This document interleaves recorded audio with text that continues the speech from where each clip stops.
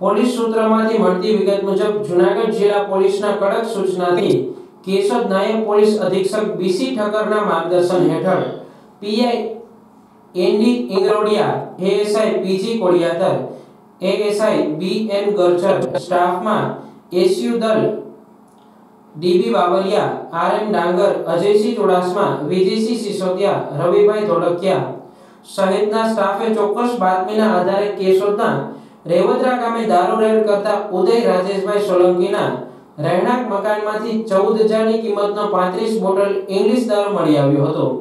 પોલીસે ઉદયની પૂછપરછ કરતા તેમણે આ દારૂ કેશોદના અક્ષયનાથ સોસાયટીમાં રહેતા સુરેશભાઈ શરમણભાઈ કોડિયાદર પાસેથી મેળવ્યાનું કબૂલ્યું હતું। આથી પોલીસે એરપોર્ટ રોડ પર આવેલ સુરેશના ઘરે રેડ કરતા ઢોરનો ચારો ભરવાના રૂમમાં 8,400 ની કિંમતનો 57 બોટલ ઇંગ્લિશ દારૂ મળી આવ્યો હતો। પોલીસે જુદી જુદી બે જગ્યાએ પાડેલ રેડમાં ઉદય સોલંકી પોલીસના હાથે ઝડપાયો હતો, જ્યારે સુરેશ કોડિયાતર મળી આવ્યો ન હતો। પોલીસે 22,400 ની કિંમતની 92 બોટલ જપ્ત કરી બંને વિરુદ્ધ પ્રોહિબિશન એક્ટ હેઠળ ગુનો નોંધી તપાસ હાથ ધરી છે।